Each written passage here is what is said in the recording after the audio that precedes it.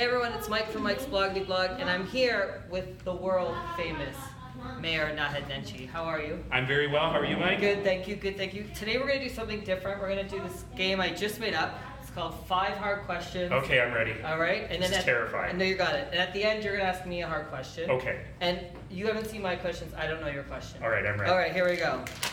Here we go. Very formal, very That serious. is super formal. Very Look at formal. that. Is that foolscap? Did you get that from your trapper keeper in your high school binder? This is very serious journalism here. I'm ready. Okay, so besides Don Ivison's beautiful hair, what's one thing Calgarians should be jealous of about Edmonton?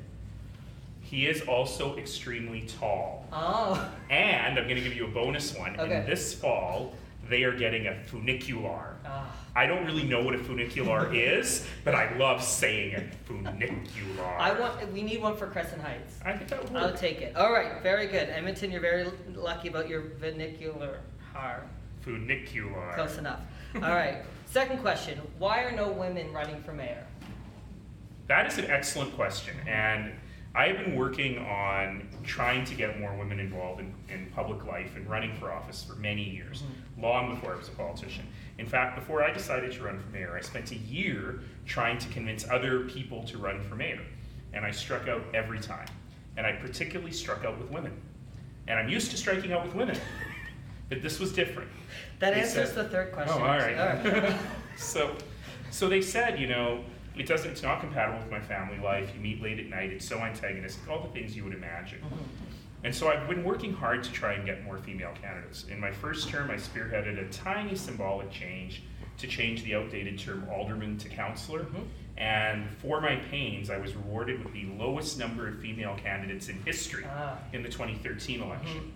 This year, thanks to a group called Ask Her and a lot of others, we've got about 21 out of 86 candidates are female. So about 1/4. It's still not enough. And there are no women running for mayor. And maybe I caused us not to have our first female mayor back in 2010. I'm not apologizing for that. But I do think we have to be much more open. You know, we only have 2 women on council now. It's the lowest in decades. And it makes a difference. We don't have good enough discourse because we don't represent women well enough around that table. The 2 who are there do a great job, but there's only 2 of them, and 13 guys kind of shutting them down. It's like a weird version of The Bachelorette. That was really terrifying. Okay, what's your least favorite piece of public art in Calgary? My least favorite piece of, there's so many. There's so many.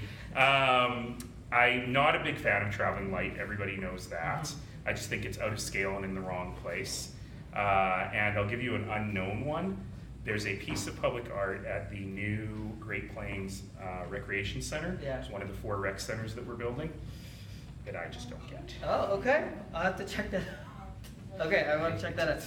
I thought it was, never mind. Okay, all right. You and Ken King, arm wrestling, who wins? He wins. Have you seen the guy? He's a gorilla. I just wanted to put it out there. Okay, last question. Are you a different person than you were in 2010? Yes. Why? I'm a That's bit 6. I'm a bit rounder. Not much, actually. I've been pretty good about that. I sure haven't lost any weight in this job. I'm a lot grayer.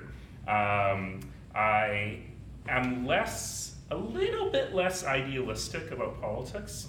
I'm still hugely idealistic about what you can achieve in politics, but I also understand there's human beings sitting around the table. And when you look at secondary suites, this is, for example, this is an issue where the policy and the right answer is so clear, but the human element of politicians who feel like, I know you're right, but I'm painted in a corner and I made this promise and I can't go back on it, has been a very eye-opening thing for me.